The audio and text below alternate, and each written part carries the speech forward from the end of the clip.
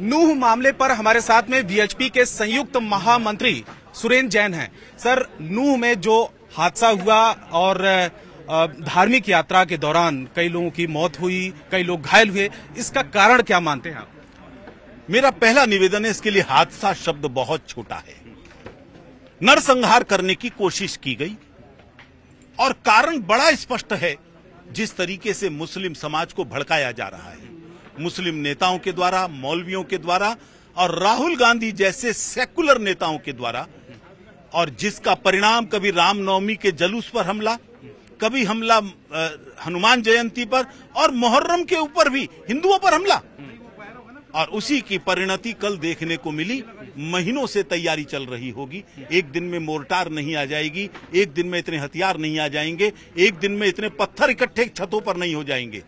घेर कर मारने की योजना ये बनाई गई थी। ये बहुत दुर्भाग्यपूर्ण है और इस सब के लिए जिम्मेदार वो सब लोग हैं जिन्होंने धमकी देकर कहा था कोई मेवात में घुसकर तो देख ले। जब मामन खान ने ये धमकी दी, उसके बाद ही ये सिलसिला शुरू हुआ, ऐसा लगता है। ये मेवात को, नूह को आप कुछ संज्ञा भी दे रहे थे, क्या वजह है उसके पीछे? अगर उसको मिनी पाकिस्तान न कहा जाए तो क्या कहा जाए? अगर उसको कल का दृश्य देखकर पुराने इतिहास की बातें छोड़ दें, हिंदुओं का कब्रिस्तान नहीं कहा जाए तो क्या कहा जाए? और ये शब्द पत्रकारों के द्वारा ही दिए गए। वहां रोज किस प्रकार से नरसंहार किया गया हिंदुओं का। 7 हिंदू मारे जा चुके हैं अभी तक। कार्यकर्ताओं का कंफर्म हो चुका है। हिंदुओं के टुकड़े कर करके वहां पर डाले गए हैं। उसको कब्रिस्तान नहीं कहेंगे तो? और एक कांग्रेसी नेता जो मुसलमान है वो कहता है कि कोई हिंदू बचकर नहीं जाना चाहिए, इनके टुकड़े कर करके इनके मांस हम खा जाएंगे। ये राक्षसों को अगर कब्रिस्तान के निवासी ना कहे तो क्या कहे? डिमांड क्या है? कुछ आप मानते हैं कि जो ये माहौल सब कुछ हुआ, और दूसरी बात यह है कि अभी यात्रा तो पूरी नहीं हो पाई, उसके लिए क्या आप लोगों ने रणनीति बनाई है? हमारी पहली मांग है सारे मेवात की घेराबंदी करके उसको सील कर दीजिए। अंदर जाकर जो अपराधी हैं उन सबको पकड़िए और पकड़ के ऐसी सजा दीजिए आने वाली पुश्तों तक कोई इस तरह का पाप करने का सोच भी ना सके।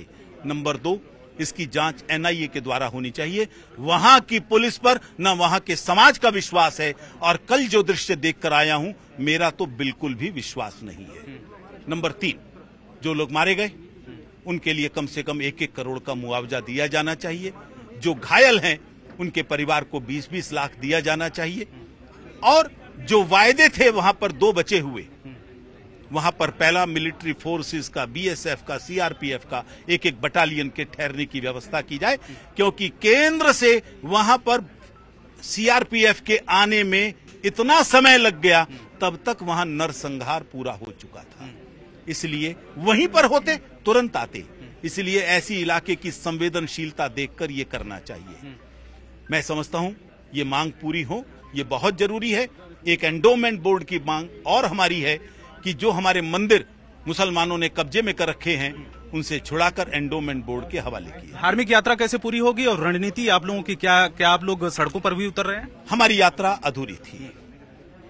समाज की यात्रा है, समाज निर्णय लेगा कैसे पूरा करना। इसके लिए मेवात के चारों ओर बड़ी बड़ी महापंचायतें होंगी। वो महापंचायतें निर्णय लेंगी इस यात्रा को कब पूरा करना है और कैसे पूरा करना है। पूरे दमखम के साथ जाएंगे और वो यात्रा पूरी करेंगे। पूरे देश का हिंदू आक्रोश में है, इसलिए कल पूरे देश भर के अंदर आक्रोश प्रदर्शन किए जाएंगे, जिहादियों के पुतले फूके जाएंगे और हरियाणा के प्रत्येक जिले में धरना प्रदर्शन के साथ ज्ञापन दिया जाएगा जिसमें इन सब मांगों का वर्णन हो।